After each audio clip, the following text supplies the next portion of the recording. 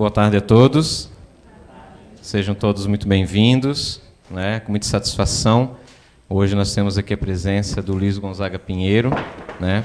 Professor, quase em vias de se aposentar, professor de ensino público, conhecimentos em biologia, né?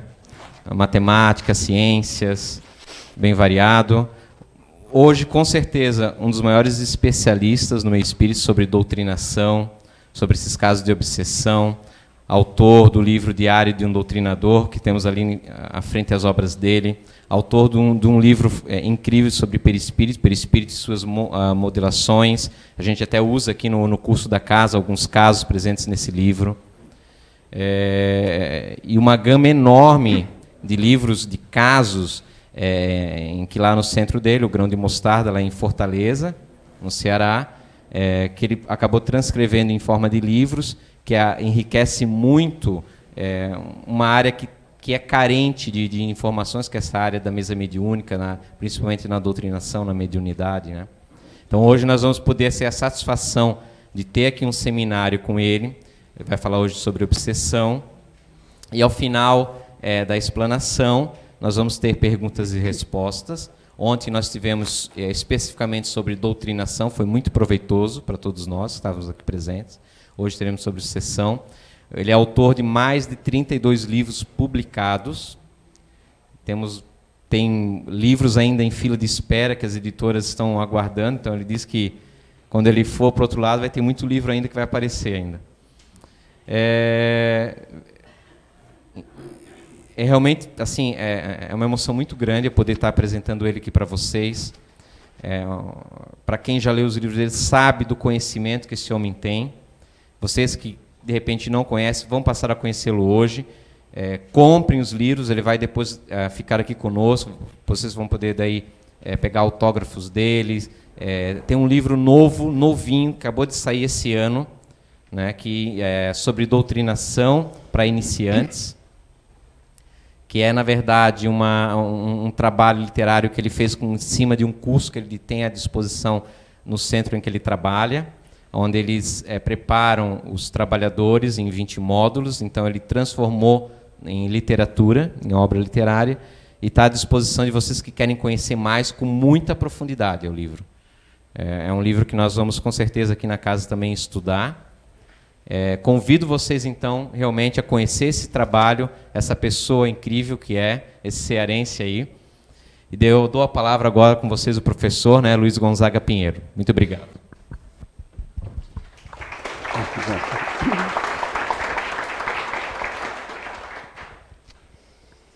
Boa tarde. Todo mundo ouvindo bem? Bem, nós vamos conversar sobre um assunto pesado que é a obsessão. E a obsessão, ela existe desde os primeiros homens que eles surgiram na Terra. Jesus foi um doutrinador, né, por excelência. Ele olhava, identificava o obsessor e, sem dizer a ninguém, ele ordenava mentalmente que ele se afastasse. Os mais renitentes, ele dava ordem verbal mesmo, né? Espírito imundo, sai dele. Devido à sua moral elevada, que é isso que deve caracterizar o bom doutrinador, né? O espírito não tinha nenhuma maneira de se evadir aquela ordem mental de Jesus. Coloquei aqui uma paisagem bonita para amenizar o impacto da obsessão. Aliás, a beleza foi a diretriz que Jesus utilizou na formação da Terra. Porque Jesus é o engenheiro sideral que comandou a formação da Terra. E ele utilizou a beleza em tudo. Porque isso aqui é um mundo de provas e expiações. Só vem para cá espírito devedor. Mas mesmo assim, ele colocou tanta beleza que você fica extasiado com o pôr do sol, o mar, as flores, os pássaros, as cores, perfumes, né? E a gente pensa até que é um mundo de médio para cima. Quer dizer, se retirar os habitantes, né? Que os habitantes aqui estragam. Aí está o doutor Bezerra, que trabalha muito com desobsessão. Aliás, os nossos domingos pela manhã, né, nós tínhamos um grupo de estudos e ele solicitou aquele horário e aquele grupo para que pudéssemos cuidar de obsessões complexas, ou seja, de casos mais complicados, em que o indivíduo não tinha somente um obsessor, um perseguidor, tinha dezenas. Então precisava de um tempo mais elástico para conversar com toda a tropa, de maneiras a instalar a paz, né, naquele caso. Então o doutor Bezerra trabalha muito com isso. Um tema que a gente procura estudar, nosso grupo, é o pensamento. E os ingleses fizeram uma experiência para demonstrar, ou para ter a certeza se existia o mal olhado ou não. O mal olhado, aquilo de um indivíduo, através do olhar, basta olhar para uma plantinha, daí a pouco ela fenece e morre, adoece uma criança, né, pode matar um animal. E os ingleses fizeram uma experiência com ratos. Pegaram uma gaiola muito grande, separaram ao meio e colocaram ratinhos brancos de laboratório de um lado e ratos selvagens do outro, aqueles ratos agressivos. Então, os ratos selvagens fizeram tanto movimento de intimidação, querendo invadir o lado dos ratinhos domesticados, que eles morreram, todos eles. E quando fizeram a autópsia, as suprarrenais dilatadas, que é uma característica de uma violenta pressão nervosa emocional, ou seja, morreram de medo do olhar agressivo dos ratos selvagens. Então os ingleses chegaram à conclusão de que pelo olhar o indivíduo pode ameaçar, pode enviar, direcionar fluidos, adoecer, né, e fazer muito malefício ao outro ser vivo. Essa metáfora dos combustíveis é sobre o perispírito, que é outro assunto, né, que precisamos dominar quando trabalhamos com obsessão. Ou seja, explica, doutor Bezerra de Menezes, que quando você emite um pensamento bom no meio ambiente, aquele pensamento, né, sai de você, se desprende, e não deixa nenhuma nódoa no seu perispírito. Mas se você emite um pensamento mau, agressivo, né, lascivo, ele se desprende, mas deixa uma mancha no seu perispírito. Então, ele nos explicou assim, existe a gasolina de avião, que é muito volátil. Você abre aqui o recipiente, ela desaparece, ela volatiza, evapora. É o pensamento bom quando sai do perispírito.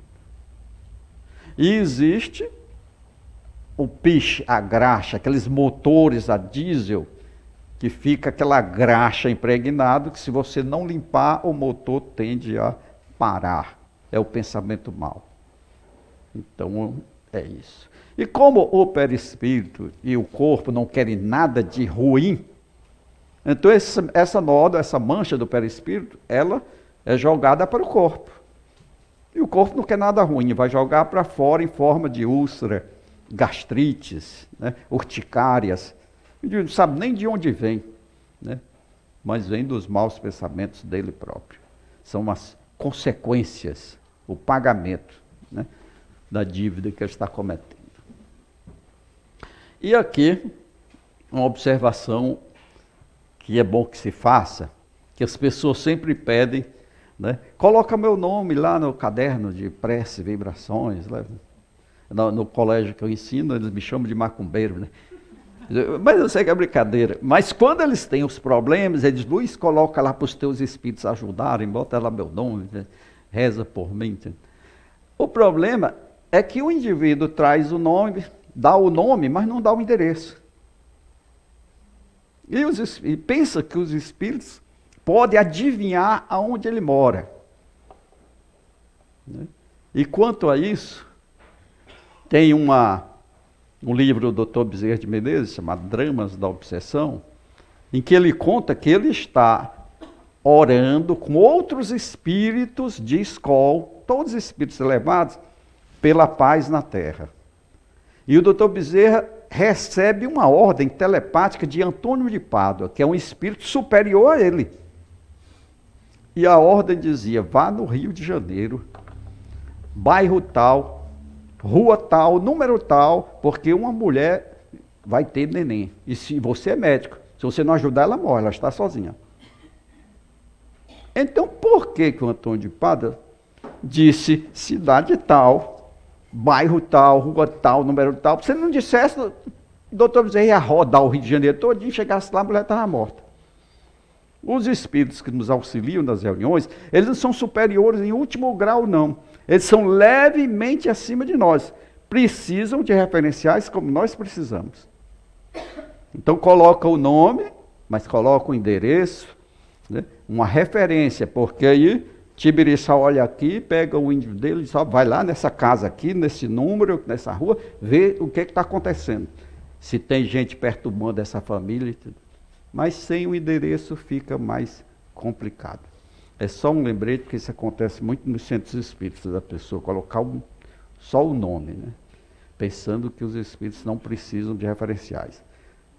Com o referencial, acha mais depressa. Muito bem.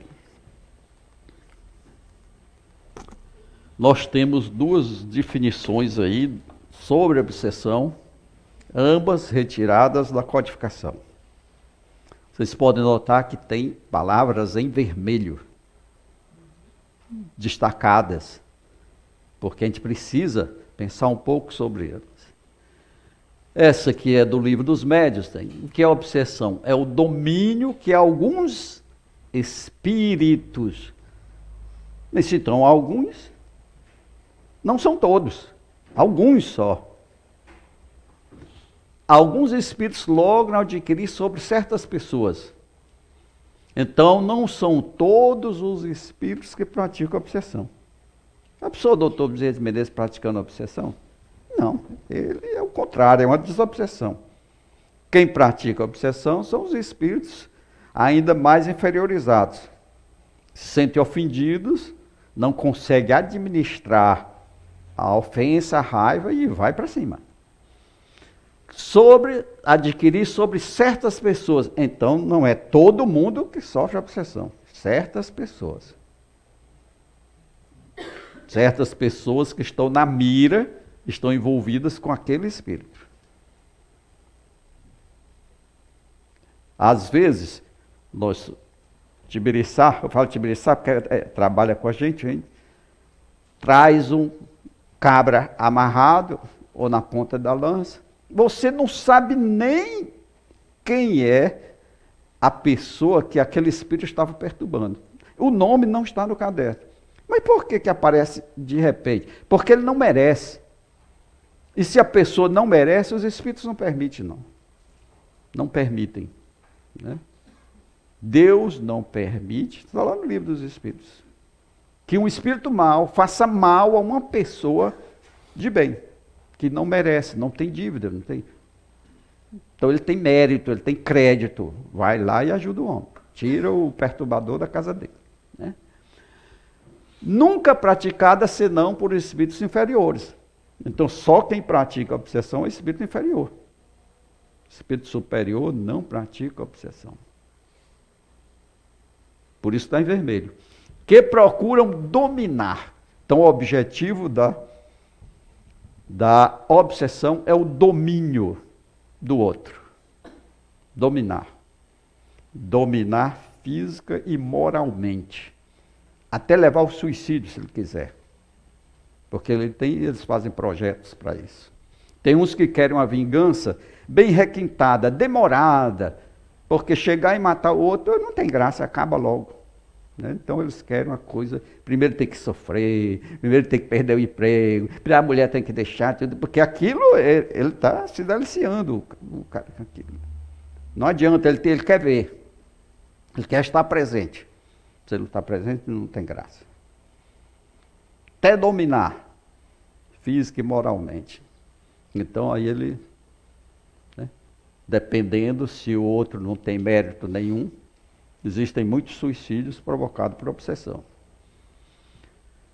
E aqui embaixo do Evangelho segundo o Espiritismo é ação persistente. Essa palavra é chave. Porque o obsessor não abre. Ele é persistente. 1 ano, 2 anos, 10 anos, a vida inteira.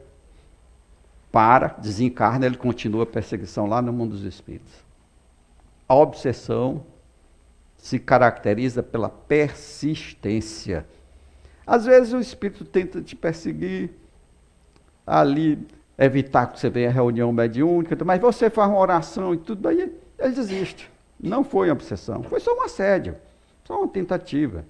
Ele viu que não ia conseguir nada, então ele desiste. Mas se fosse uma obsessão mesmo, desistia de jeito nenhum. Você vem para o centro espírita, ele fica lá fora. Ele não entra, mas ele fica lá fora. Depois, quando você sai, ele vai seguindo você. Se a sua casa não tiver reserva, ele entra dentro. Entra dentro, pode até dormir na cama com você. E isso, a gente viu a Ivone Pereira. A Ivone Pereira, às vezes, se hospedava em hotéis, né, e ela conta em um dos seus livros, que ela chegou no hotel em Minas Gerais, e quando abriu a chave, os espíritos desencarnados dormindo em cima da cama, tudo conversando, e tudo. Que folga é essa? Não, nós morávamos aqui nessa cidade. Nós éramos moradores de rua. Sofrendo, passando fome, ninguém nos ajudava. Mas quando nós morremos, descobrimos que podemos morar aqui no hotel, aqui no luxo, aqui, tudo, ninguém vê. Então, isso tudo lá dos hotéis. Ó. Eu até, nesse que eu estou, eu chego, faço logo uma prece, se tiver algum para... Se tibiriçar, se tiver algum, leva. Então, que um espírito mau. Então, espírito bom, como já vimos acima, não perturba ninguém. Gente feliz não enche o saco de ninguém.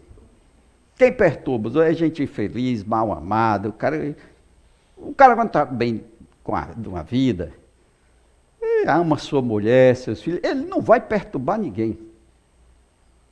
Então, espírito mau é que perturba os outros. Exerce sobre um indivíduo.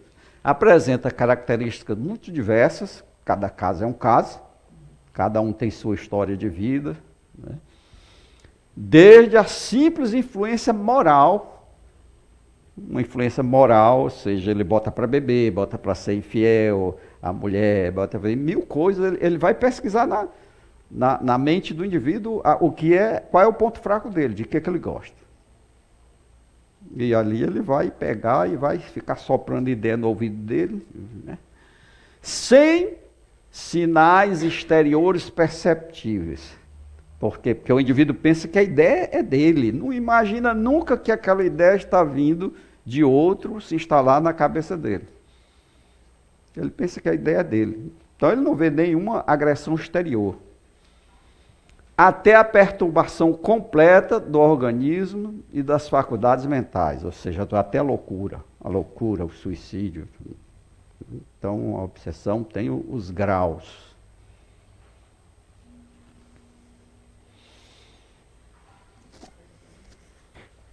Aí está, um quadro moderno.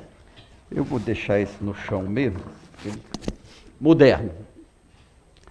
Porque o que está na codificação não tem esses dois últimos, né? Então nós temos a obsessão, nesse quadro, o obsessor e o obsedado ou obsidiado, tanto faz, né? A variedade, o grau de constrangimento e a natureza dos efeitos. Ou seja, a obsessão simples é o primeiro passo, é o primeiro grau. O cara encontrou o inimigo dele, vai examinar, né? Mas mesmo sendo uma obsessão simples, que está começando, e o indivíduo ainda pode se liberar, vai no centro espírita, faz o evangelho no lar, ora e tudo, oferece uma resistência, mas mesmo assim o grau de constrangimento, né, que nós temos aqui, né, o obsessor se impõe. Ou seja, o cara dá um passo e ele vai para frente, ele se impõe. Porque a obsessão é a persistência, ele não abre, então já vimos que é a persistência, né? E ele inflige, quer dizer, uma coisa, é um incômodo, ninguém gosta, né, de ter um perseguidor, né, que lhe siga para todos o seu local de trabalho, vai para onde você vai, tá aquela marmota ali atrás de você, ninguém gosta, né? E é o simples, né? O obsediado, né, a natureza do efeito é claro que é desagradável, é irritante. Ele nota, a pessoa nota. E notando que está sendo perseguido, ele pode opor uma resistência. Qual seria a resistência? Que nós vimos ontem, né? Vigiai e orai. Ele vai ter que orar principalmente por aquele inimigo, às vezes não sabe nem se é homem ou se é mulher, é um perseguidor, né? Só que depois que ele se apresenta, que diz, olha, eu estou aqui, eu vou te pegar.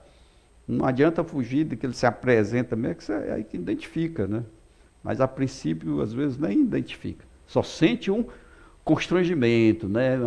Uma irritação, algo desagradável, de que tem alguma coisa ali por perto te incomodando. Então, isso é a obsessão simples. A fascinação é mais no campo da mediunidade. E é pior que tem, que eu acho, essa fascinação. Porque ela provoca uma ilusão no pensamento do médium. Ou seja, o obsessor, muito sagaz, vai jogar ideias do médium, né, de que ele é, aquele médium, ele é muito eficiente. Ele psicografa e bota lá embaixo, Francisco de Assis. Aí o médium fica todo orgulhoso. Você vê a mensagem de Francisco de Assis, de Dr. Bezerra de Menezes, de Miramês, mas não é. E o doutrinador chama, diz, olha, rapaz, Francisco de Assis é um espírito muito elevado, tem 1000 ocupações, você acha que ele tem tempo para vir aqui, para dizer uma mensagem simples dessa, que qualquer espírito poderia dizer? Mas aí o obsessor joga a ideia, rapaz, ele está com inveja de ti. Não vai na cabeça dele, porque você está recebendo Francisco de Assis, você está evoluindo, sua mediunidade é boa, e ele está com inveja. Então, é a ilusão, porque o médium sofre uma paralisia no raciocínio. O seu senso crítico, que é aquilo que de melhor a gente tem, é o senso crítico, está anulado. O obsessor faz isso com ele, anula o senso crítico, então ele olha a mensagem, senso crítico anulado, 0%, não consegue ver as falhas nas entrelinhas que estão ali, até ostensivamente ele não consegue ver, que o obsessor tirou essa arma dele, né? Então, o pensamento, né, paralisia do raciocínio. Muito difícil, como doutrinador, trabalhar com um médium nessas condições. E ainda tem mais, o obsessor trata de afastá-lo de todas as pessoas que possam aconselhá-lo para o bem. Então o médium tende a se afastar do doutrinador e acaba deixando o grupo. Mas deixa o grupo, né, ciente de que está sendo perseguido ali pelos colegas, que têm inveja dele. Ele não cai na real. Engraçado que no livro dos Espíritos tem, pode uma pessoa por si mesma afastar os maus espíritos e se liberar do seu domínio? E o Espírito diz, sempre se pode sacudir um jugo quando se tem a vontade firme. E quando é que se tem a vontade firme? Ainda lá no começo, porque aqui o raciocínio está paralisado, aqui a vontade está paralisada. Como é que o cara vai sacudir o jugo se a vontade dele está na mão do obsessor, o pensamento paralisado, o senso crítico anulado? Não dá mais, aí ele precisa de ajuda. Então isso aqui é verdade, mas é verdade lá na síntese. Para o resto, precisa de ajuda do centro espírita urgente. Subjugação física ou moral, ou as duas juntas, né? Então o obsessor domina mesmo, domina. No livro dos médiuns tem uma situação em que um indivíduo, sempre que viu uma mulher na rua, ele se ajoelhava e pedia a mulher em casamento. Ele sabia que estava fazendo um papel ridículo, mas ele não conseguia não fazer aquilo. Ele sentia uma dor nas pernas tão forte que ele tinha que se ajoelhar. E ainda pedir a mulher em casamento. Um estranho. Isso por imposição do obsessor dele. Era uma dominação física, porque ele era obrigado a se ajoelhar, né? E pode ser as duas, moral. Então existe aqui uma paralisia da vontade. A vontade está na mão do obsessor. Se existe uma paralisia da vontade, como é que vai sacudir o jugo? De jeito nenhum, não dá. Aí é centro espírita. Tem que ir para um centro espírita e uma equipe boa, cuidar do caso. Nem toda obsessão tem cura. Porque, às vezes, os instrutores espirituais não permitem a saída do obsessor, porque o camarada vai ficar bom e vai fazer pior. Às vezes, aquele inimigo é um freio para ele não se perder ainda mais ainda. Ele leva para o resto da vida aquela companhia. A obsessão física, né? A gente chama de poltergeist, que é uma palavra alemã que quer dizer espírito batedor. Aí são efeitos físicos, né? Os livros caem todos da prateleira, as roupas no varal pegam fogo, aquelas coisas que você vê em filme, né? Os espíritos promovem esses efeitos físicos com o ectoplasma de uma pessoa da casa ali ou das vizinhanças. E a vítima, é claro, né, sofre muitas agressões. Porque às vezes os livros voam em cima da pessoa, cadeira, movimento de objetos, telhado cai, as telhas. São efeitos físicos. E a possessão, né, o espírito aí invade o corpo e o corpo vai dizer, agora é meu. O espírito faz assim. Pega o espírito, digamos eu, tira o meu espírito e vem ele e toma de conta do meu corpo. Engraçado é que o Kardec não acreditava nisso. Nós vamos ver depois, né? Mas, posteriormente, na Revista Espírita, ele escreve um artigo, né? Um caso de possessão da senhorita Jolie. Então ele já diz um caso de possessão. A possessão é isso, o espírito toma de conta, se apossa do corpo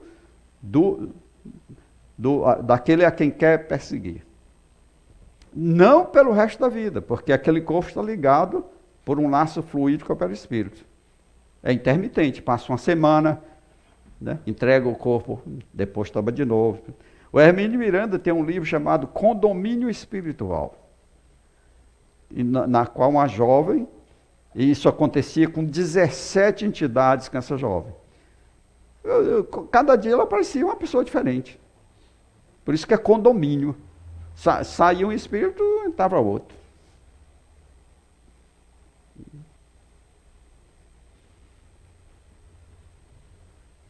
O médium fica desdobrado, né, e dominado por uma força maior do que a sua. Então o corpo é do outro. Um caso desses é contado pelo Filomeno de Miranda no livro Grilhões Partidos. É um caso da Segunda Guerra Mundial. O capitão Santa Maria vai dirigindo, né, vai comandando uma equipe de soldados para lutar na guerra da Itália. E no dia da batalha, um soldado chega para ele e disse: capitão, eu sonhei que eu ia morrer nessa batalha.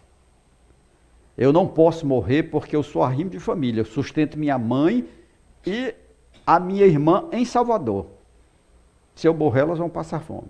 Eu queria que o senhor me deixasse ficar atrás. E o capitão disse: nós estamos aqui para morrer mesmo. E o soldado foi para a batalha e morreu.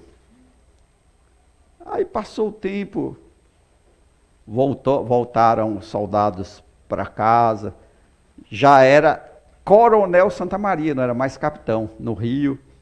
Ele dançando com a filha, aniversário de 15 anos, dançando com a filha, o soldadinho, o espírito apareceu. E quando o soldado veio de lá, se apossou do corpo da filha dele. Chega para lá e fica com o corpo. E começou a bater no rosto do coronel. Bater do rosto. E o coronel revidou e bateu na filha. Naquele instante, a filha não era mais a filha. O corpo estava nas mãos do soldado. E a menina foi para, né, um asilo e sofreu, quebrou os dentes e tudo. Totalmente, né, louca. Então, um amigo do coronel, que era tenente, que era espírita, disse: olha, vamos fazer uma reunião mediúnica, vamos pedir ao doutor Bezerra de Menezes, a presença dele, fazer o evangelho. E fizeram. E o doutor Bezerra de Menezes compareceu e foi quem ajudou a resolver esse caso. Nessa reunião, o soldado comunicou-se e disse: o senhor lembra que eu pedi para ficar atrás? Porque eu era arrimo de família e minha mãe ia passar fome, está passando fome. Minha mãe e minha irmã. Se o senhor quer a filha de volta, o senhor vai comprar uma casa para minha mãe, vai trazer para cá minha mãe e a minha irmã e vai ajudar a sustentar. E ele fez isso. Como ele fez isso? A filha, com 2 anos, né, desse processo, voltou à normalidade. O soldadinho entregou o corpo, saiu. Você pode ficar pensando, o que a filha tinha com isso? Não era o pai que ele tinha raiva? Mas no drama do passado, os 3 estavam envolvidos, né? A filha também. Porque sem uma dívida, sem dever, ninguém vai sofrer uma prova tão séria dessa. Então, na possessão é isso. É a posse do corpo. Às vezes chega no centro espírita, vem amarrado do sertão, vem amarrado com corda mesmo, amarrado, né, possesso. Chega para serem tratados. E aí estão as obsessões complexas, que a gente chama de aparelhos parasitas, né? Mas é que os espíritos já dominam a tecnologia e implantam chips do perispírito. A gente fica pensando, mas espírito com chip? Um cientista que domina isso, quando ele morre, ele não perde o conhecimento, não. A morte não transforma nem santo, nem demônio. A pessoa fica sendo quem é, com seus conhecimentos integrais, amando a quem amava, odiando a quem amava. Não muda. E se o cara não era peça boa, assim que chega lá, aqueles espíritos do mal, recolhe logo aquele indivíduo, acolhe logo, diz: olha, rapaz, vamos trabalhar comigo, aqui oferece 1000 vantagens. E ele vai trabalhar, fazer o chipzinho e tal, tudo para implantar no perispírito do outro e ali provocar doenças sem que a ressonância magnética, ou seja, lá que teste se faça, detecte alguma coisa, não detecta. Novamente aqui o Filomeno de Miranda conta o caso de um rapaz que era perseguido por um espírito. Mas o rapaz foi para o centro espírita, né? Posteriormente. Mas antes, o rapaz é desdobrado, ou seja, quando ele sai do corpo, o espírito, ele é aprisionado, é levado para um laboratório no mundo espiritual, fazem uma cirurgia no crânio perispiritual dele, abrem, botam uma célulazinha fotoelétrica gravada, ordenando que ele se suicide. Então, quando ele acordou, ele ficava ouvindo a voz, você vai se suicidar, aquela coisa dele se suicidar. Então, os espíritos já entraram na época da tecnologia há muito tempo. O Filomeno de Miranda diz que esse livro, que esse caso, o livro é de 1970, mas o caso aconteceu em Salvador em 1937. Em 1937, portanto, os espíritos já dominavam a tecnologia. Nós estamos quase um século defasados, atrasados com relação a eles. Então eles sabem muito mais do que nós.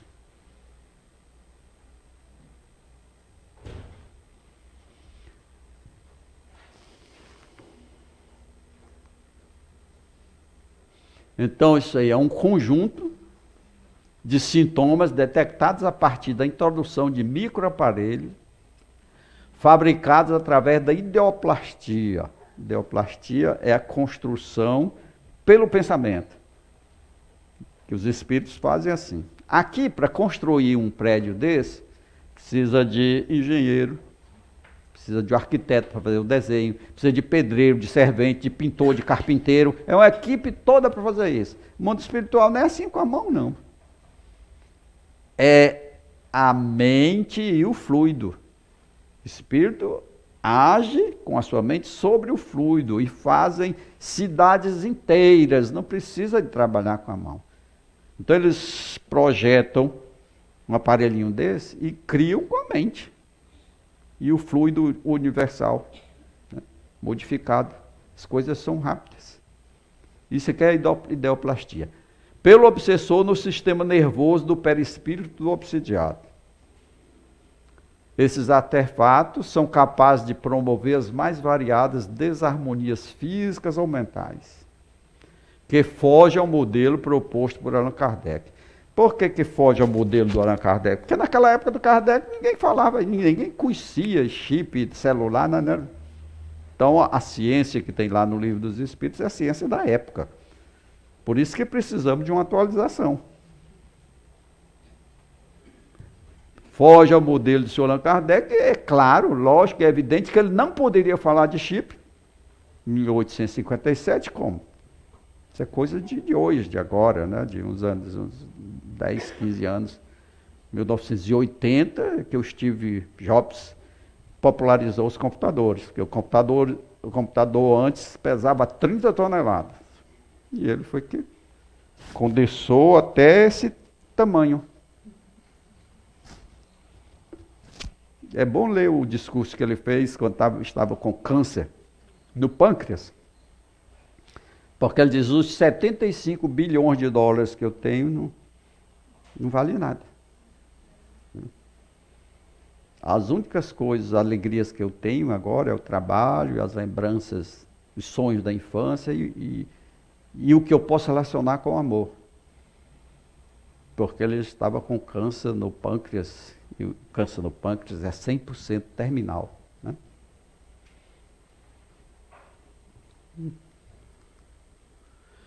Então, as causas.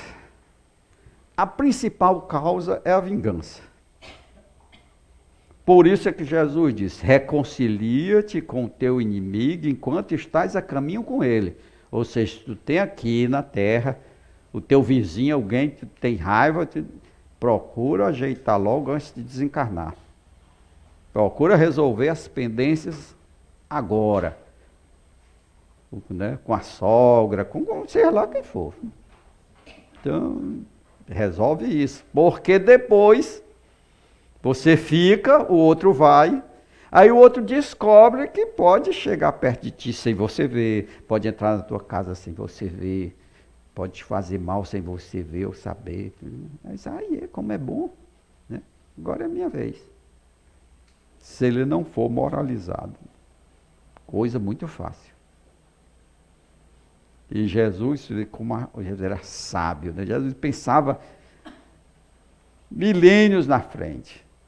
Já conhecia aquilo tudo, né? Reconcilia-te com o teu inimigo enquanto estás a caminho. Porque senão depois ele te entrega ao juiz. Então, a vingança é o mais comum. Hoje, existem muitos escravos, que foram escravos aqui no Brasil, trazidos a ferro da África, que ainda estão procurando os feitores e os donos de fazenda. Porque tiveram os olhos furados, foram queimados, foram para o tronco, apanharam, e desencarnaram, não conseguiram perdoar, estão atrás ainda. De vez em quando surge um no centro espírita para doutrinador conversar. Então é a vingança. Outra é a inveja. Ninguém é digno de inveja, ninguém. Acabei de falar do Steve Jobs, né? O cara é inteligente, um gênio, o cara vem de um mundo superior só para dar um empurrão na tecnologia. Mas é a prova de que toda a fama, todo o talento, todo o dinheiro, não adiantava nada. Você viu, todo mundo achava a Xuxa uma beleza, que eu tinha inveja, as mulheres inveja da Xuxa, algumas mulheres tinham inveja. Quando a mulher chorou dizendo que foi estuprada, aí você vê que um ser humano comum, né, que sofre como qualquer outro. Então ninguém é digno de inveja, sabe por quê? Porque todo mundo tem a sua dorzinha própria e particular. Quando não é uma dor física, às vezes é uma dor moral que dói muito mais. Né? É um remorso, né? É uma culpa, é uma coisa, às vezes o cara não sabe nem definir, mas sente, mas dói. Então ninguém é digno de inveja. Nem da beleza, é porque nós não nos preparamos para as perdas. Ninguém se prepara para as perdas, nem a perda da beleza, nem do dinheiro, nem da saúde, nem dos entes queridos, você não se prepara. Aí quando chega, pronto, está morto. Existem cursos de educação para a morte no mundo todo. Não sei por que aqui é a coisa tão difícil. Então, quando a morte chega, todo mundo se apavora. Mas a morte é a coisa mais comum que existe. É o final do ciclo. Na biologia você aprende. Todo ser vivo nasce, cresce, reproduz e morre. Daqui a uns tempos vai aumentar. E reencarna. Quando descobrir a reencarnação. Mas, por enquanto, e morre. Né? Então, é isso. A gente não se prepara para isso, né? E engraçado que lá no Livro dos Médiuns tem médiuns invejosos. Kardec colocou médiuns invejosos que se mostram despeitados com o maior apreço dispensado a outros médiuns que lhes são superiores. Ou seja, o médium recebe ali Dr. Bezerra e outros. Que é isso? Só ele e eu. Só vem suicida, só vem obsessor. Aí fica despeitado com inveja do outro. Então, olha, tem gente que tem inveja do sucesso, da beleza do outro, né? E isso é um perigo. Eu até já disse o Francisco, que é um espírito que converso muito com ele, disse que na próxima encarnação eu quero o teste da riqueza, porque a beleza não está me servindo de nada. Né? Sei. O ciúme, O ciúme, a pessoa que tem ciúme sofre. Né? Todo vício, toda imperfeição dói. O amor também dói. Mas o cara que tem ciúme, ele sofre. Ele vê a mulher vai para a missa, né? Está se maquiando, passando batonzinho, o cara fica pensando, para mim ela não faz isso. Aí tem coisa, né? Vai para mim. É o ciúme. Não deixa o indivíduo, ou masculino ou feminino, ter paz, sossego. Ele está sempre pensando, né, que o outro está com planos, planejamentos de trair. E foi o trabalho de Jesus, foi esse. Jesus veio para ensinar a gente a sofrer menos. Porque aí você sofre. O orgulhoso sofre, o ciumento sofre, o egoísta sofre. Por que Jesus veio ensinar a sofrer menos? Porque se você não tem esses defeitos, você não sofre. Se você não é ciumento, você não vai sofrer aquelas agruras que o ciúme causa. Se você não é egoísta, não é orgulhoso, você não vai sofrer todos os males decorrentes desses vícios. Por isso que Jesus era zen. Perdoar 70 vezes, 7 vezes. Aliás, a gente perdoa não é por causa do outro, não. A gente perdoa para manter a nossa integridade psíquica. Porque enquanto eu não perdoo, eu sofro. A mágoa dentro de mim vai sofrer. Quem guarda mágoa sofre muito. E quando eu perdoo, a mágoa desaparece. Então eu perdoo para manter a minha integridade psíquica, o meu bem-estar, para me ficar zen. Então, a opção pelo bem, infelizmente, quem opta pelo bem tem a oposição do mal. Por isso é que os centros espíritas são tão perseguidos. Os médios são perseguidos. O doutrinador, principalmente, que eles pensam que se derrubar o doutrinador, o grupo se acaba e não se acaba. Né? Então, eles vão fazer o possível para fechar essa casa. E qualquer outra que trabalhe pelo bem. Porque para eles, quanto pior, melhor. Eles gostam do caos, da confusão. E quem vai trabalhar pela paz, né, pela concórdia, claro que eles não vão gostar disso. Então, o que eles puderem fazer para o médium não comparecer, o doutrinador não comparecer, bater o carro, eles vão fazer. Já vi dezenas de vezes chegar o cabra amarrado, o vizinho de trás, e o Issa manda limpar tudo, limpa a casa dele, limpa o carro, limpa tudo, porque ele bota artefato em todo canto para distrair a pessoa, bater o carro e tudo para bota, eles fazem tudo isso.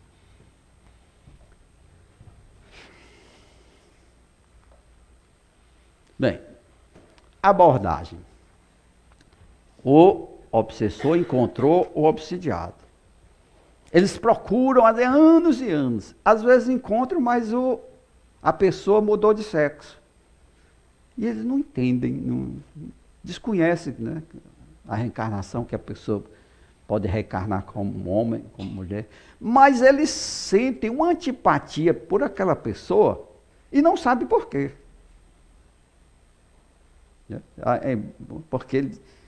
Mas aí eles ficam vigiando. Aí a maioria das vezes a pessoa sai do corpo e às vezes sai com a aparência anterior. Aí pronto, aí eles descobrem. Por isso é que eu tenho antipatia a essa pessoa, pois não é, né? Ela não foi ele. Né? Descobre, mas cedo ou mais tarde, porque, né, existem linhas magnéticas que ligam o ofensor ao ofendido, os dois. Né? Quem briga, né, forma um plugue com o outro. Então, quando ele encontra, olha o que é inteligência, o obsessor inteligente, porque tem o obsessor, assim como tem encarnado, que tem raiva de uma pessoa e chega e quer logo estapear. Esse é o mais fácil de você conversar. O difícil é aquele que vê e se esconde na sombra e vai fazer 1000 coisas sem você saber que ele está agindo. É isso que eles fazem. Né? Então, eles vão estudar a pessoa, à procura do ponto vulnerável. E todo mundo tem ponto fraco.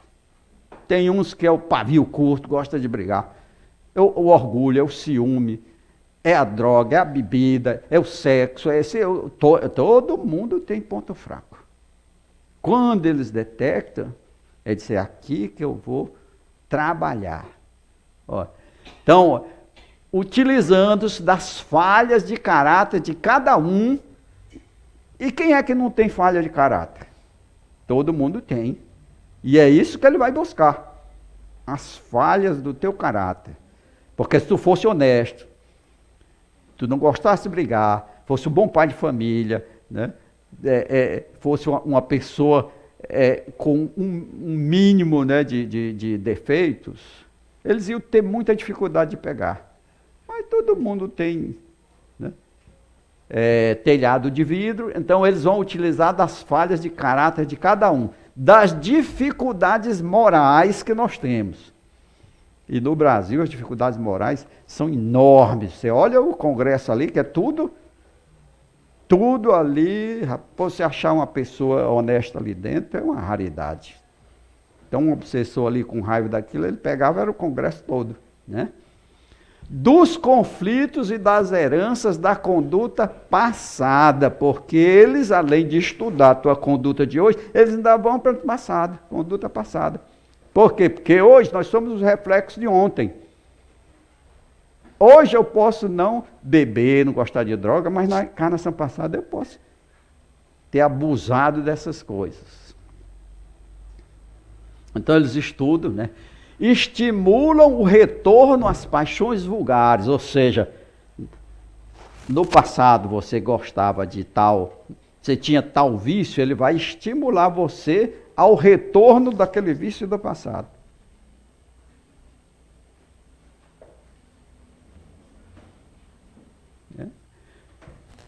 Intensificando o cerco, atirando-lhes pessoas desequilibradas. Então, no trabalho, sempre tem um chato, ele vai pegar o chato para te teleguiar o chato para te atormentar.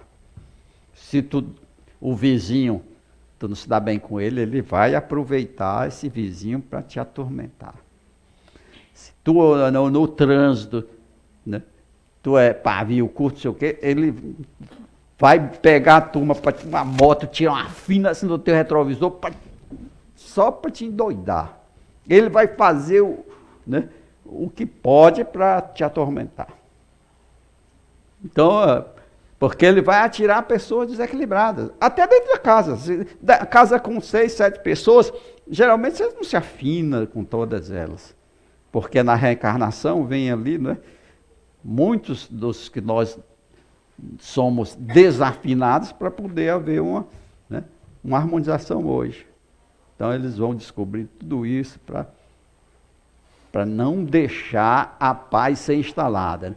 Que possam aturdi-los com seus apelos vis, a sua psicosfera mórbida, a presença desagradável e tóxica. Né? E aí tem um arsenal danado, né? O ciúme, a inveja, a cólera, o alcoolismo, o sexo desregrado, tudo eles vão usar, vasculhar a tua vida.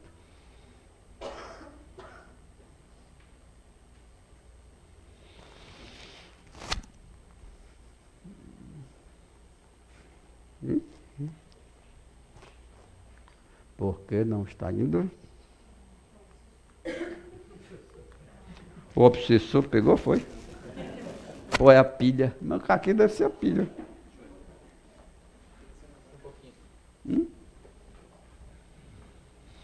Pois é. Isso aqui, né? O mundo é cheio, né? De ciúme, inveja, a cólera, alcoolismo, droga, fofoca. É um mundo muito agressivo que nós vivemos. Existe um farto material muito abundante para os obsessores aproveitarem.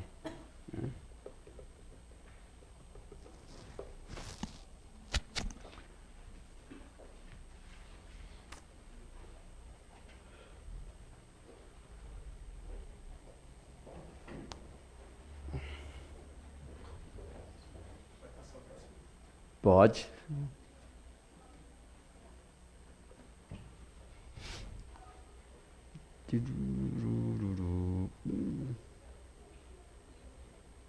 Isso aí é a abordagem ainda, né? Tá.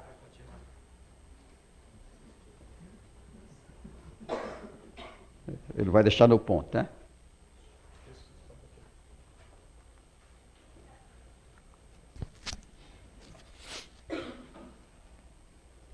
Se ele fosse supersticioso, ia pensar que foi obsessor, né?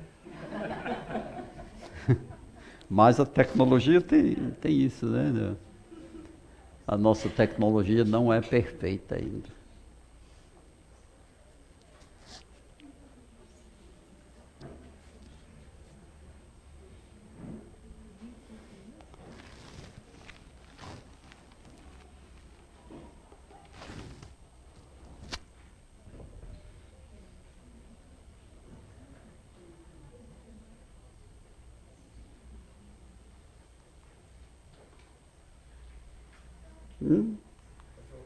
Abordagem, pronto. Aí está, né? O camarada tem um gosto, uma predileção pela bebida, então o obsessor vai acompanhá-lo e vai colocar, vai induzi-lo, a indução é pelas ideias, né, a que ele beba.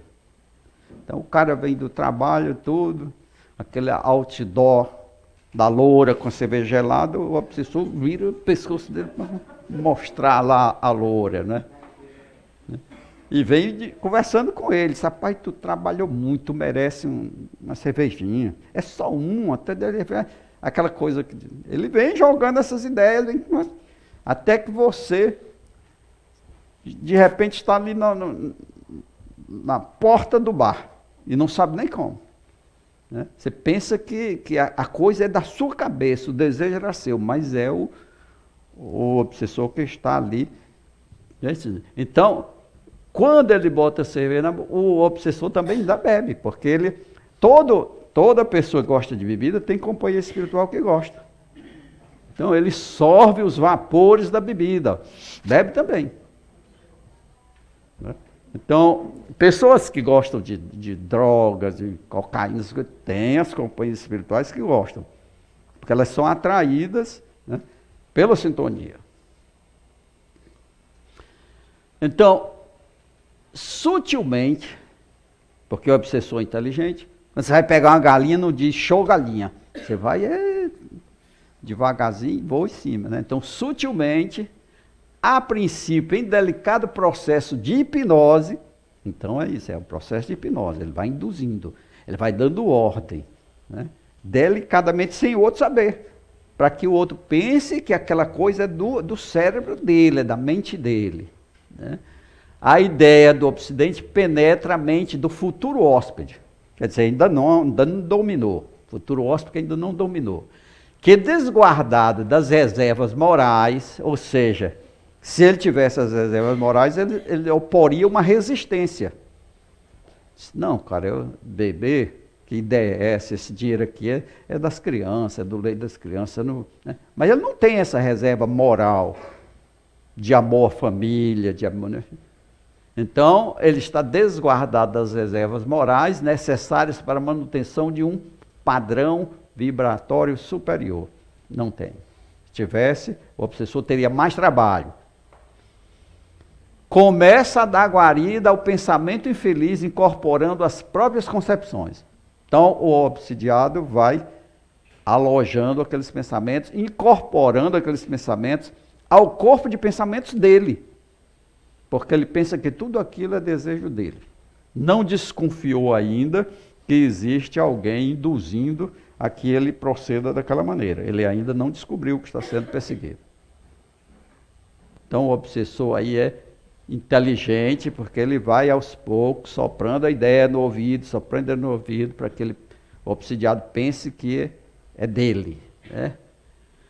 E isso aqui eu coloquei porque os médios neófitos têm essa dúvida, ó. Tem medo de pagar mico, então tem uma ideia, né? E ficam se recusando a passar aquela ideia. E o comunicante querendo falar, e o médium com medo de ser da própria cabeça dele, de pagar um mico. Né? Então, como conhecer se a ideia é minha ou não? Então está lá no Evangelho, Sócrates, conhece a ti mesmo. Você tem que conhecer alguma coisa de você mesmo. No caso aí ele se questionaria, puxa, será que essa ideia é minha? O médium neófito tem isso, será que essa ideia é minha ou de... Fica nessa dúvida. Joga para fora a ideia, porque o doutrinador está ali, é para interpretar e ajudar. É do livro do Filomeno de Miranda, né, que é quem trabalha muito a transmissão de pensamento, explicado de forma simples. Né? Se um espírito quer agir sobre um indivíduo, aproxima-se dele e o envolve, por assim dizer, com seu perispírito. Isso é o mesmo fenômeno da mediúnica. Como se faz com um casaco.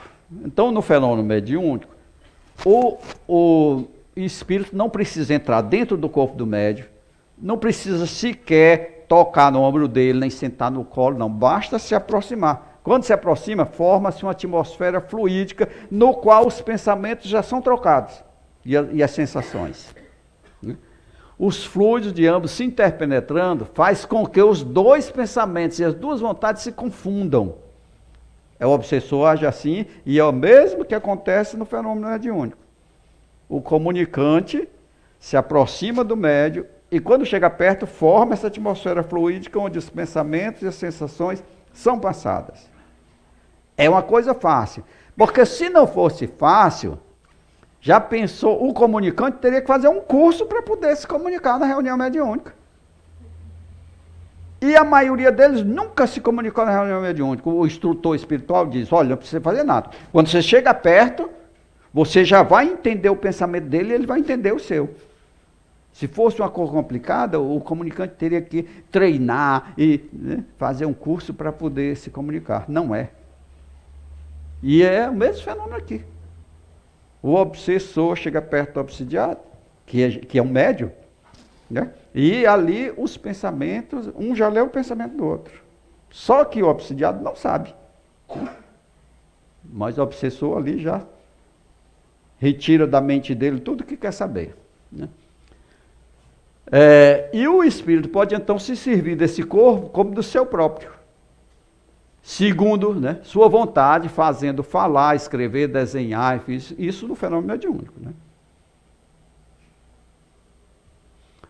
E aqui a dúvida que está falando dos médiuns, né, tem essa dúvida, será que o pensamento é meu, será que não é? Então, o fenômeno mediúnico é semelhante lá ao obsessor quando começa, né, a perseguir. Basta chegar perto do outro, já os pensamentos já começam a trocar. Um sabe o que a cabeça do outro tem e outro. Uma maneira boa do médium se vigiar é a sensação. Um espírito bom nunca causa mal-estar no médium. Se ele está sentindo mal-estar é porque a companhia que está perto dele não é, né, um bom espírito. É aquela coisa da árvore boa, né, dá bons frutos. Então, uma maneira do médium perceber o grau evolutivo do espírito é a sensação. Porque aqui é a sensação e os pensamentos. Bem, aí o obsessor vai escolher o ponto fraco. Todos nós temos. Você pode até hoje pensar, qual será o meu ponto fraco? Será o pavio curto, eu explodo com facilidade, né? Me tiram do sério com facilidade.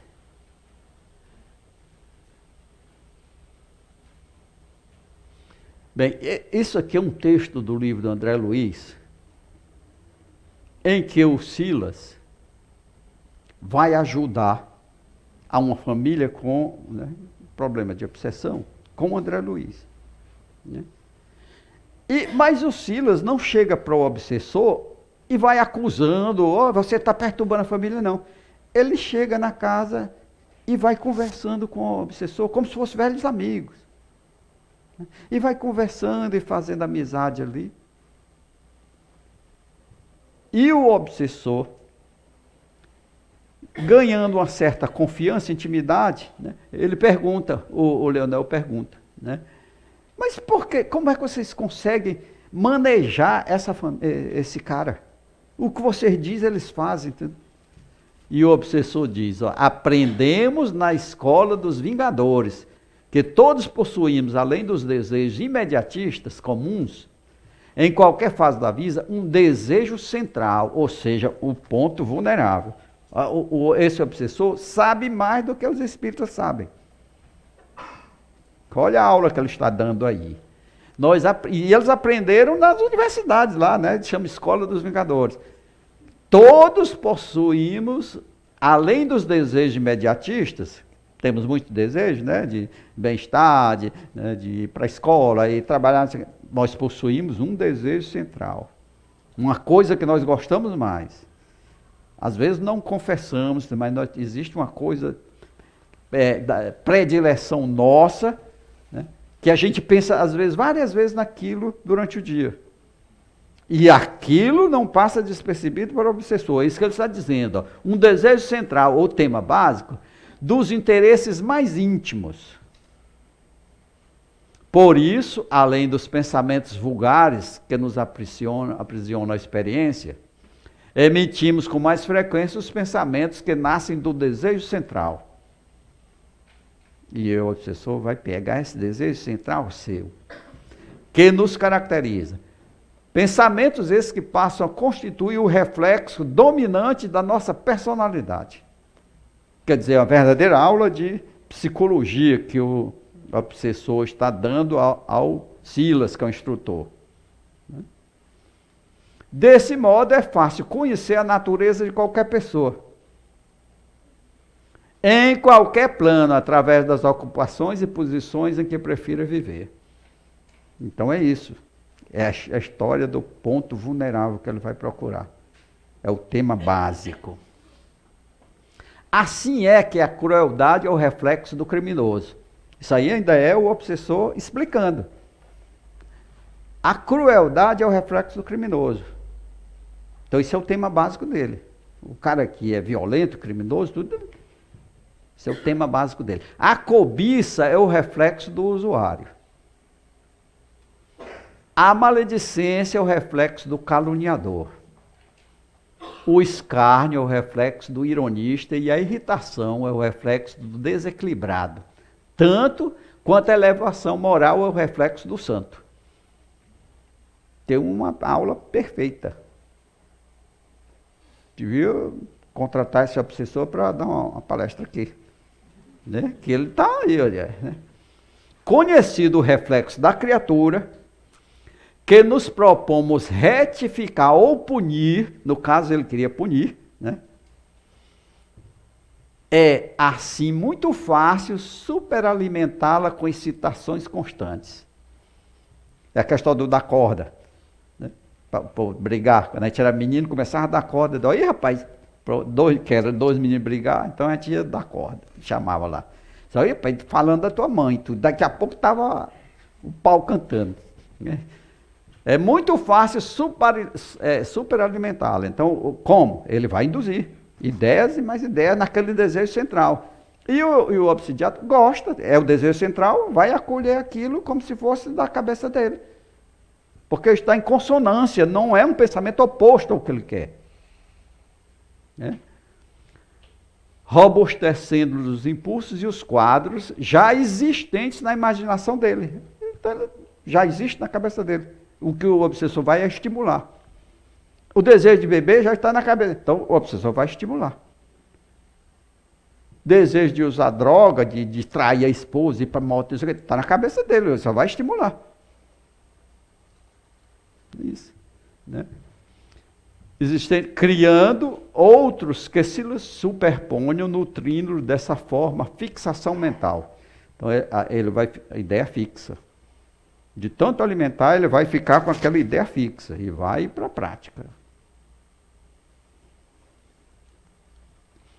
Com esse objetivo, basta alguma diligência para situar no convívio da criatura malfazeja, que precisamos corrigir, entidades outras que eles adaptam ao modo de sentir e de ser. Ou seja, se ele quiser, ele sabe do que o obsidiado gosta, ele vai catar lá fora 5 ou 6 pessoas desregradas que têm o mesmo desejo e joga tudo dentro de casa.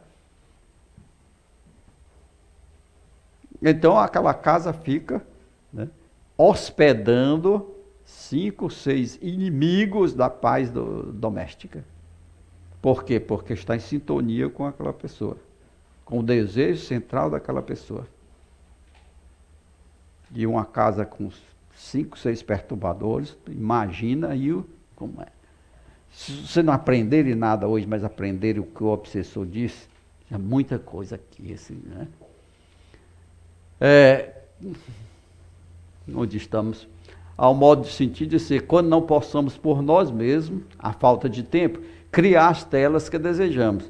Ou seja, ele diz, se eu não tiver tempo de fazer isso, eu cato lá fora pessoas que façam isso. Muito fácil para eles. Com vistas aos fins visados, por intermédio da determinação hipnótica. É como se fosse uma hipnose, uma lavagem cerebral. É aquela ideia, estou martelando, até a realização, né? Através de semelhantes processos, criamos e mantemos facilmente o delírio psíquico ou a obsessão, que não passa de um estado anormal da mente, subjugada pelo excesso de suas próprias criações, a pressionarem o campo sensorial infinitamente acrescidas de influência direta ou indireta de outras mentes desencarnadas ou não. Do livro Ação e Reação. Essa aula aí do obsessor está lá.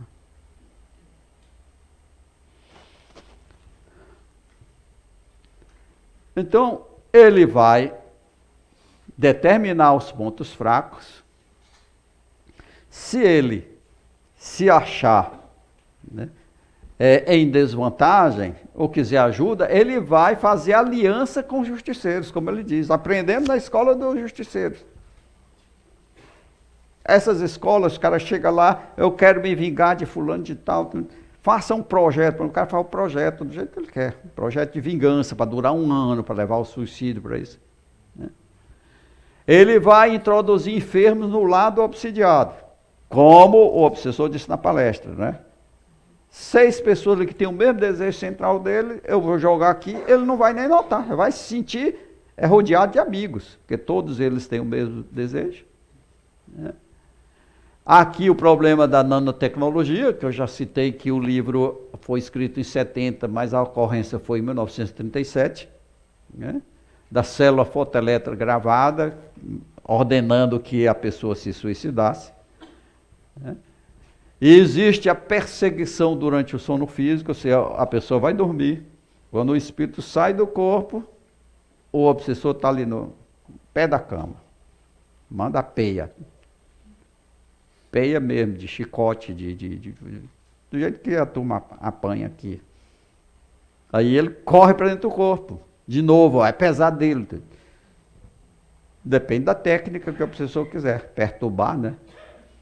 Introdução de objetos no corpo da vítima. O Herculano Pires estudou muitos casos em que as pessoas tinham no calcanhar arame, prego, grampos. E no calcanhar suporta o peso do corpo, né? Tinha que cortar, fazer cirurgia e retirar. E conversando com os espíritos na reunião, os espíritos diziam, não, né? Ele nos perseguiu muito. É um fenômeno de transporte. Eles transportam uma coisa que sai de fora para dentro do corpo. É só um fenômeno de transporte.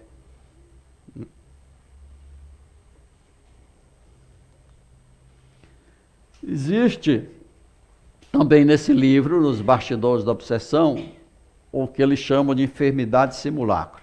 Ou seja, o espírito vai num lar de rancenianos, Hanseníase é que chamava de lepra antigamente, né?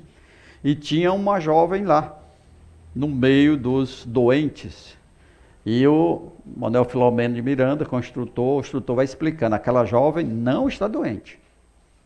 Ela pode ficar porque está no meio dos doentes, mas ela não tem hanseníase. Ela tem uma enfermidade simulacra, ou seja, o obsessor que está perto dela está fazendo os sintomas da hanseníase aparecerem no corpo dela, mas ela não está com a doença ainda. Então ele provocava a dormência, né, que é a característica da hanseníase. Então ela estava com uma enfermidade simulacra, ou seja, com uma imitação daquela enfermidade. A desarmonia familiar, isso né? Se existe alguém ali que não simpatiza muito com o obsessor, então o obsessor vai pegar para aquela pessoa perturbar constantemente, né? O apavoramento, ou seja, quando sai do corpo, o espírito está lá para apavorar.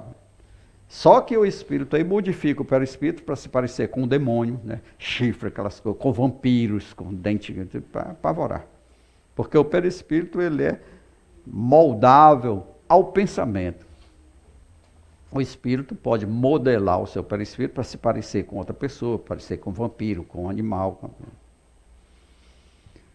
As induções hipnóticas, que são comuns, e a introdução de formas de pensamento, ou seja, os espíritos, na magia negra tem muito isso, eles criam aranhas, cobras, tudo com o pensamento, e enchem a casa com aquelas coisas horrorosas que os videntes veem.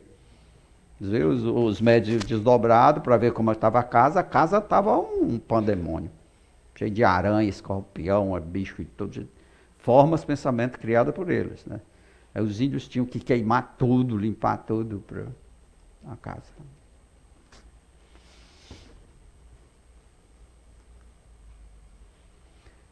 Bem, como a obsessão aprofunda mais, o obsessor rouba energias vitais do obsidiado e devolve energias ruins, deletérias. É um duplo prejuízo. Então ele já vai enfermar, adoecer, vai ficar fraco, vai ser roubado as suas energias vitais, né? E devolve energias ruins que se acumulam em seu perispírito. E esse perispírito, cheio de fluidos vitais ruins, vai, como não quer nada ruim para ele, vai jogar para o corpo. E o corpo vai aparecer doenças. Aí joga isso para fora em forma de doença. A gente chama de somatização.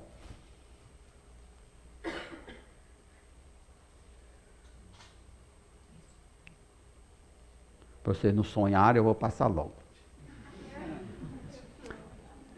Bem, aí começam já os reflexos da interferência. O obsidiado já vai notar que a coisa está muito complicada. Conforme o temperamento da pessoa, do obsidiado, né, ele pode ficar apático, se isolar lá no quarto, não quer visita, corta os laços com os amigos, porque o obsessor quer ele fragilizado mesmo, né? E tende à depressão. Se ele tende à depressão, afoga-se nessa depressão em razão da mensagem telepática deprimente e dos clichês que emergem do inconsciente. Então o obsessor bota ele, né, para se isolar e faz aparecer na mente dele esses clichês, ou seja, como se fossem flashes de coisas que apavoram, né, que deixam ele deprimido. Quer dizer, está o completo domínio aí já, né? E se o obsidiado é dotado de uma constituição nervosa, ele torna-se agressivo, violento, ele briga com todo mundo em casa. Daí a pouco ele se arrepende, pede desculpa, mas volta a brigar de novo. E essa alternância, né, deixa os nervos deles em frangalhos. Essas cargas de energia, né, danificam os sensores e condutores nervosos. Quer dizer que é uma coisa planejada, né, muito bem arquitetada. Ou fica assim ou assim.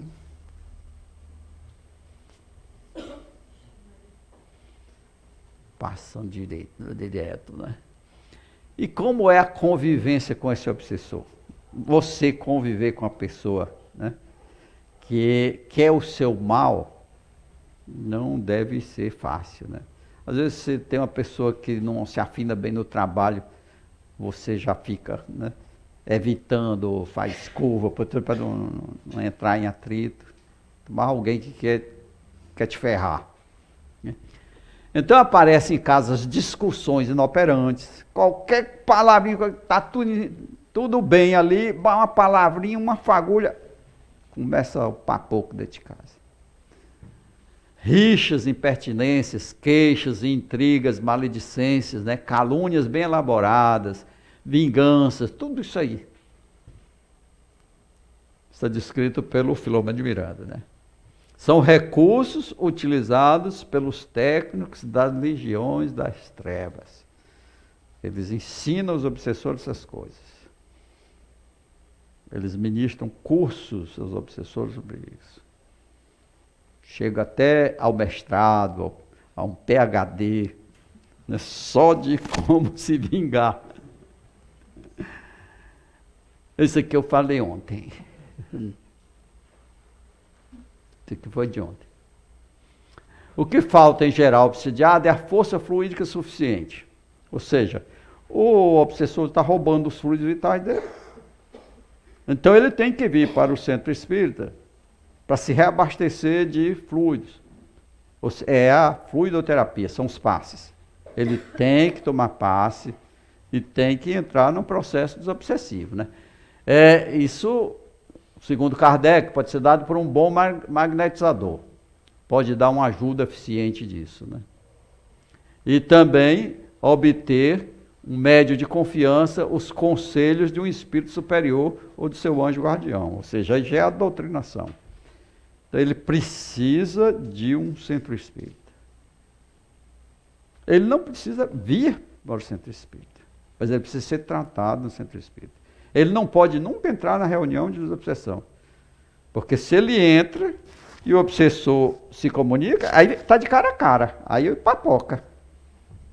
Se o médium não for muito educado, vou em cima dele. Ele não precisa comparecer. Porque quem vai promover essa desobsessão são os espíritos superiores e o grupo mediúnico. Ele não precisa comparecer. Acoplagem de permanência. Então chega a um ponto tal que fica ajustado os dois, o perseguido e o perseguidor, ajustando-se cérebro a cérebro.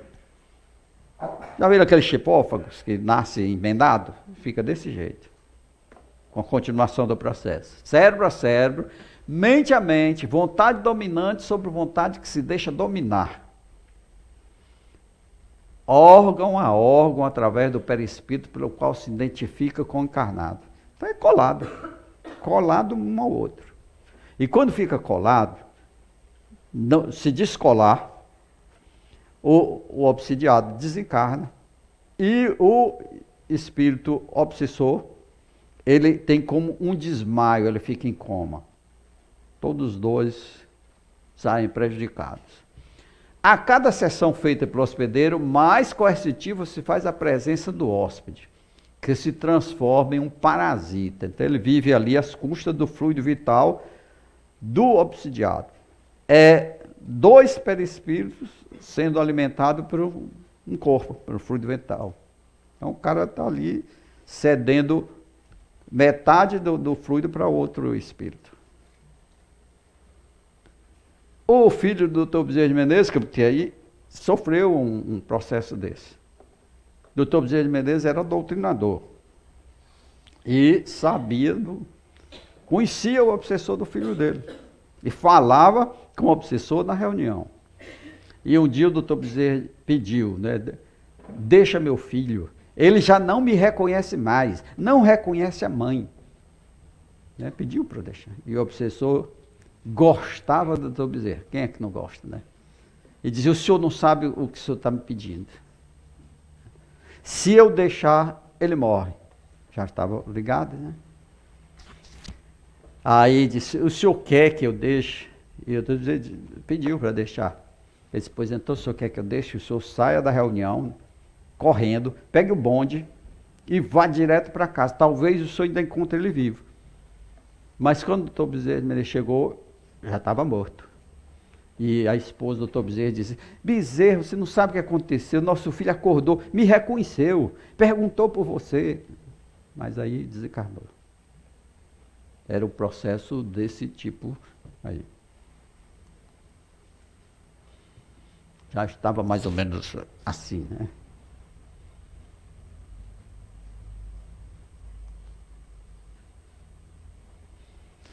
Bem, toda e qualquer obsessão é sempre o resultado da anuência, consciente ou não, de quem a sofre. Ou seja, não é inocente o obsidiado. Ele permitiu. Ele foi um fraco. Ele cedeu. Ele não opôs resistência, deixou chegar àquele estado. Então, é sempre o resultado da anuência. Ele deixou, permitiu. Pelas falhas morais dele, né? Pela acomodação. Porque nós temos que lutar pela nossa saúde física, moral, espiritual, até unhas e dentes, né? Por debilidade moral do encarnado que não lhe antepôs as defesas, ou por deficiência de comportamento que propicia o intercâmbio, em razão da preferência psíquica que lhe apraz. Ou seja, tem obsidiado que não quer se livrar da obsessão. Porque gosta do procedimento do obsessor. Se ele gosta de beber e o obsessor também gosta, então um quer se livrar do outro.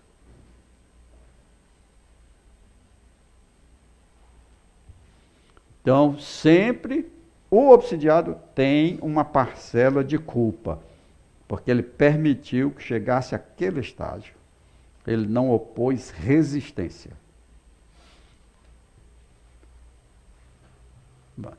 Ele se deixou dominar.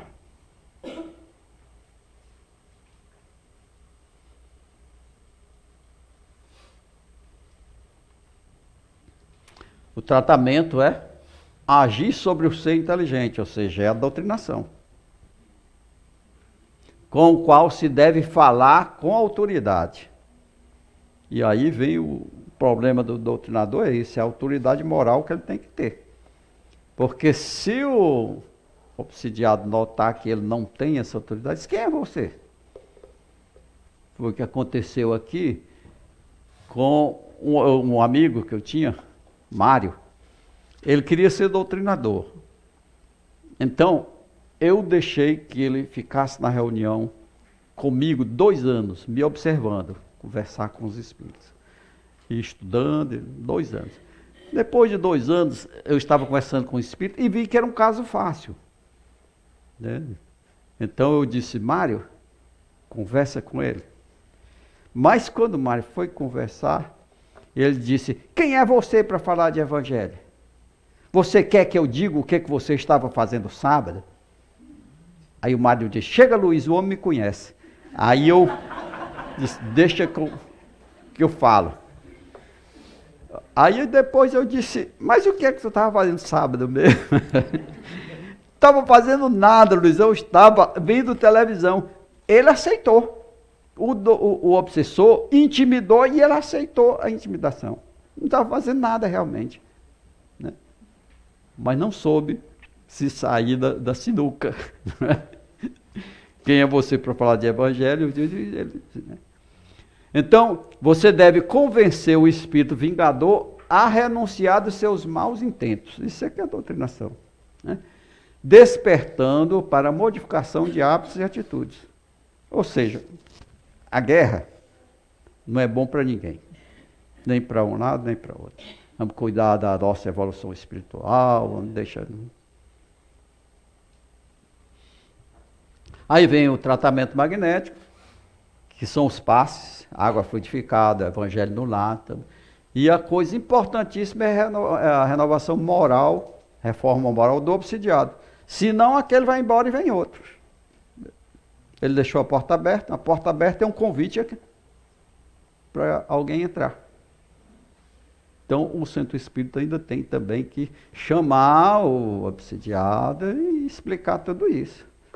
Dizer: olha, cara, o teu perseguidor, né, ele não renunciou ao intento, agora está livre, mas tu tem que cuidar para que outro não venha substituir esse que foi embora. E para isso precisa, né, de uma reforma moral.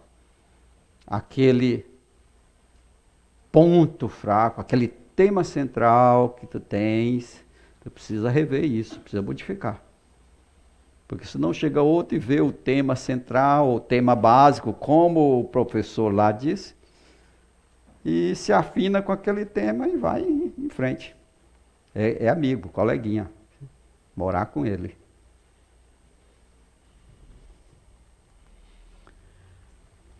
Bem,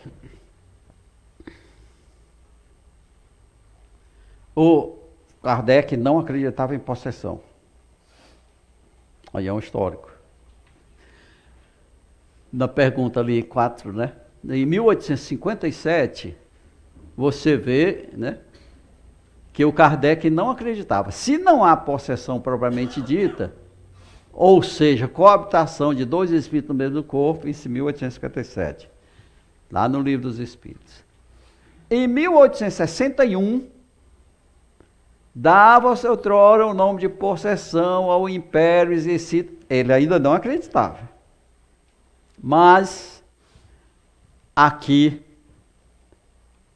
na Revista Espírita, né, dissemos que não havia possesso no sentido vulgar. Ele já muda de ideia aí. Nós dissemos que não havia. Porque ele escreve um artigo, um caso de possessão, senhorita Jolie, 1863. Ele admite que a possessão existe. E escreve na Revista Espírita o caso da possessão aí da senhorita Jolie. Quem quiser pode ver lá, né, na 1863. E aí, no 1868, ele reafirma a existência da possessão, né? Na obsessão, o espírito atua exteriormente, né, com a ajuda do seu perispírito que se identifica com o encarnado, né? Na possessão, em vez de agir exteriormente, o espírito atuante se substitui, ou seja, chega para lá no espírito do obsidiado e assume o corpo, substitui, né? Por assim dizer, o espírito encarnado toma-lhe o corpo para domicílio, olha, toma o corpo para domicílio. O corpo agora é meu. Só, cara, tu perdeu o corpo para mim, agora é meu.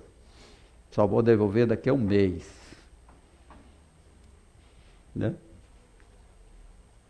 O corpo para domicílio, sem que este, no entanto, seja abandonado pelo dono, pois que isso só pode se dar com a morte. Ou seja, né, o cara fica por ali, tá ligado pelo laço, né, fluídico. Mas é uma curiosidade, para a gente ver que existe, né, a possessão. E aí uma pergunta, um bom espírito pode exercer uma possessão? Pode não? Ele pode. Um bom espírito pode exercer uma possessão. Dr. Bezerra faz isso com o Divaldo.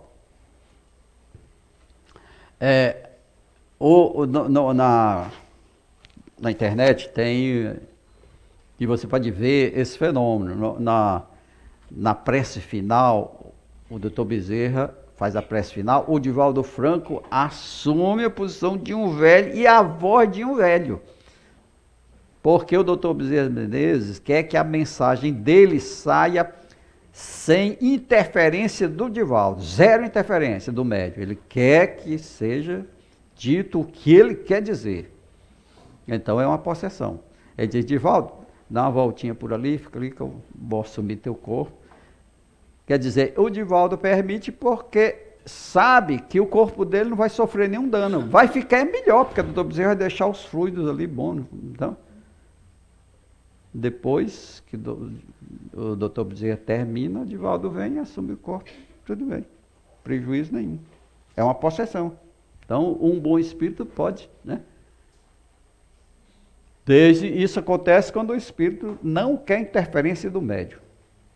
Quer que a mensagem dele saia limpa, transparente, do jeito que ele quer dizer, né? Agora, quando o espírito é mau, né, o espírito possessor, as coisas se passam de outro modo. Ele não toma moderadamente o corpo, ele arrebata, ele diz, chega para lá. Mas aí o espírito aqui é delicado, né? Chega e diz, olha, me empresta aí teu corpo. Divaldo já tem 90 anos, está velho, mas serve. né? Para mim fazer uma prece aqui. Aí, o Divaldo fica como um velho mesmo. Encurva e fala como um velho.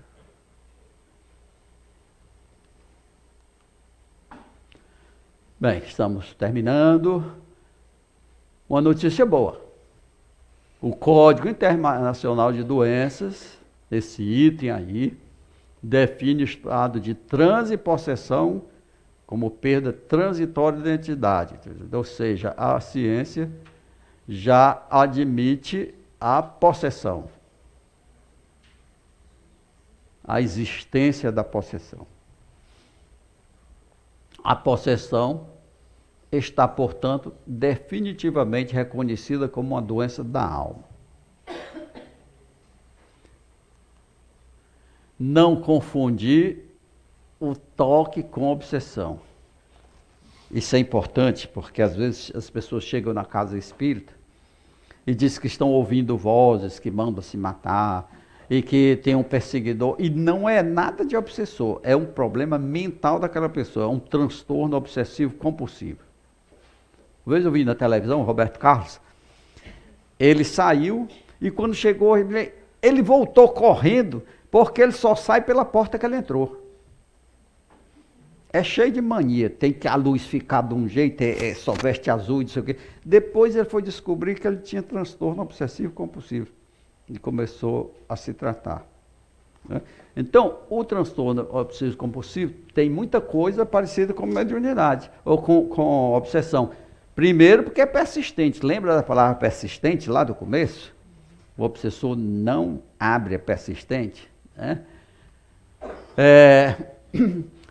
Isso aqui envolve pensamentos, ideias, imagens, frases, números. Por exemplo, da limpeza. A pessoa lava as mãos 10 vezes e acha que as mãos estão sujas. Suja de sangue, alguma coisa.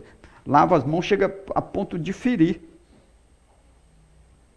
Aí a pessoa chega e diz, não, deve ser uma coisa da encarnação passada, um espírito que está vendo. Nada de espírito, é o transtorno que ele tem. Verificação ou controle. A pessoa vai se deitar e diz, será que eu deixei a porta aberta? Vai lá e está fechado. Daí a pouco, puxa, será que eu deixei a porta? Faz isso 10 vezes. É do transtorno. Tem pessoas, aqui é no caso de, digamos aqui, simetria. Existem pessoas que se vê um quadro torto assim, você se mexe? Ela suporta, vê, mas quem tem transtorno, pode estar o presidente aqui, ele se levanta e chega aqui, e ele ajeita, porque ele não suporta ver uma coisa que está fora do eixo, simetria. É o transtorno obsessivo compulsivo, é a simetria. Tem a de contagem, de ordem, né? Alinhamento, vários, né? Até de rezar. Até de rezar, a pessoa que quiser 5, 10 terços por dia. Porque se eu fosse rezar um terço, eu rezava a primeira Ave Maria e as outras eu dizia idem, idem, idem. E acabou. Era no instante. Mas a pessoa reza, né? E depois reza mais um terço, mais um terço, mais um terço, né? Frases, palavrões, né? Tem vezes que é uma graça palavra. É muito comum pensamentos impróprios envolvendo agressão, sexo, obscenidades, tudo, blasfêmias, mas não é um problema obsessivo. Agora, é claro que se aquela pessoa tem um inimigo desencarnado, ele vai aproveitar e vai entrar no processo, né? Porque a pessoa já está fragilizada, desse modo, agora eu vou entrar e vou acabar de fazer o trabalho aqui. Então, existe isso para que as pessoas não cheguem no centro espírita e sejam informadas de que tudo é obsessão e que tudo é espírito. E nem sempre é, né? E tem o transtorno bipolar. É a antiga psicose maníaco-depressiva, né?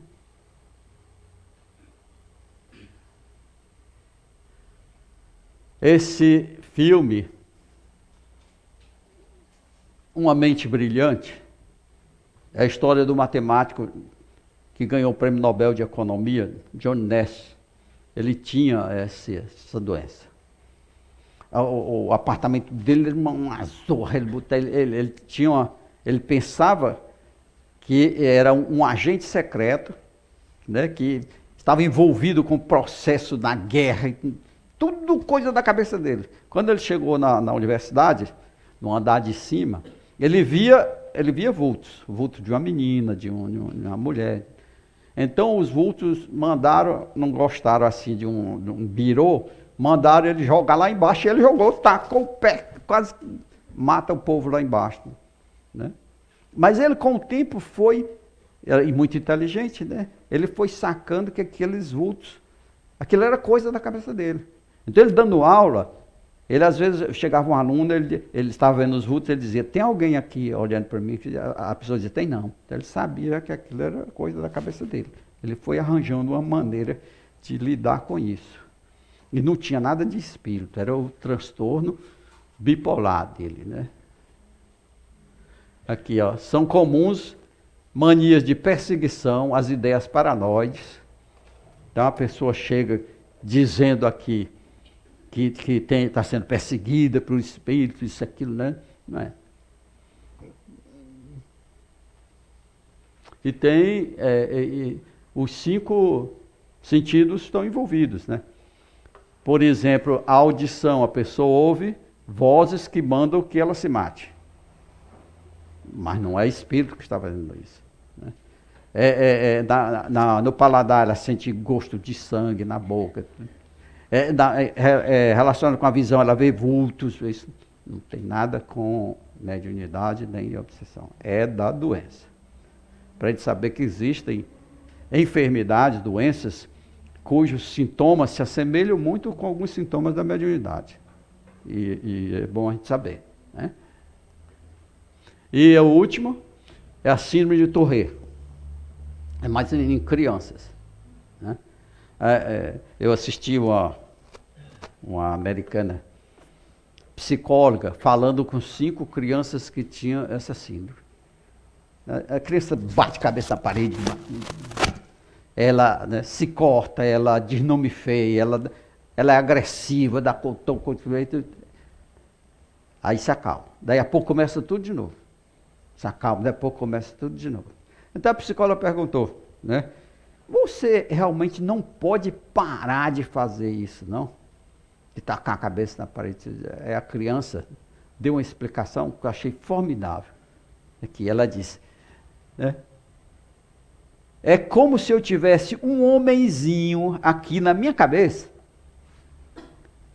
que me perturba sem parar até que eu entre em acordo com ele. Ou seja, o homenzinho fica dizendo, taca a cabeça na parede, taca a cabeça na parede. Aí quando ela taca a cabeça na parede, aí se acalma momentaneamente. Mas daqui a pouco, taca a cabeça na parede. Eu achei a explicação da criança formidável, né? Que ela dizendo, não, eu não posso parar, que é como se tivesse um homenzinho aqui na minha cabeça que manda fazer isso. E ele fica mandando, até que eu faço. Quando eu taco a cabeça na parede, melhora. Mas aí depois começa tudo de novo, né? Aí estão os que têm a síndrome. São capazes, né, de assustar todo mundo. Olha aquela no cinema lá, cheio de trejeito. Tem que ter...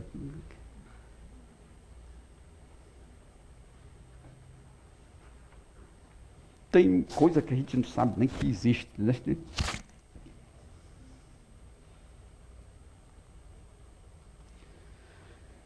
Muito bem, mensagem final para a gente conversar. É o compromisso com consciência. Cada um tem que fazer um compromisso primeiro consigo mesmo, né?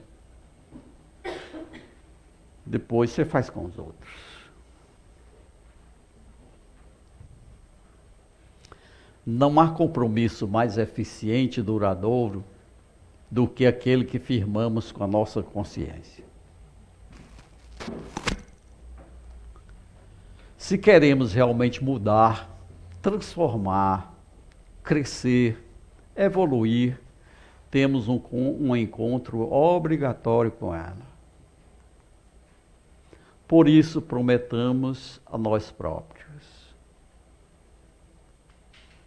Ao acordar pela manhã, farei o possível para estar preparado para o compromisso que assumi com a espiritualidade maior.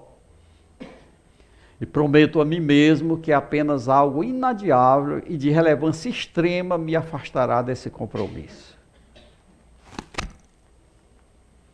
Durante o dia, removerei qualquer obstáculo humanamente possível para honrar a minha palavra e não decepcionar aqueles que confiam no meu desempenho.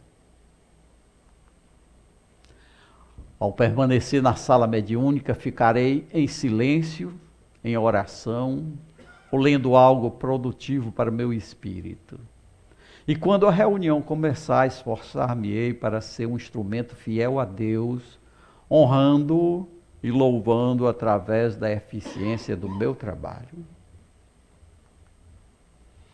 Sairei da sala mediúnica como entrei, sem comentar situações desta ou daquela entidade, mantendo minha discrição e respeito pela dor alheia. Se por acaso tiver que faltar a minha obrigação moral, ou seja, ao trabalho que deveria desempenhar naquele dia, comprometo-me a recuperar esse tempo oferecendo-me para realizar outra tarefa na casa espírita, restituindo a minha consciência, restituindo o que devo à minha consciência. Durante minha vida, prometo a mim mesmo estudar a faculdade mediúnica que me foi confiada como instrumento evolutivo, sempre tentando aperfeiçoá-la e torná-la mais produtiva e confiável. Para mim, a prioridade número 1 em minha vida será honrar meus compromissos.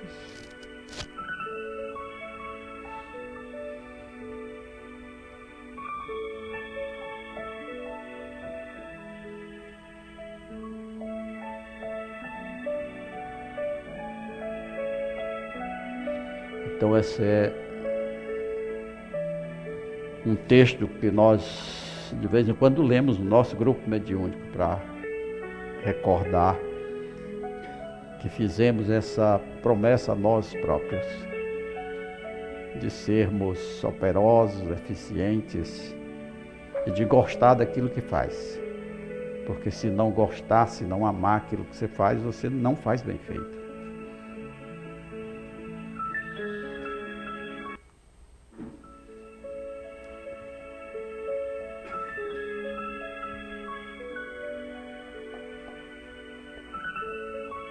Estamos prontos para as perguntas. Pessoal, quem quiser perguntar, só peço a gentileza daí, levanta a mão, tá? Que daí a gente leva o microfone até vocês para fazer a devida pergunta daí, tá? Quem gostaria de iniciar?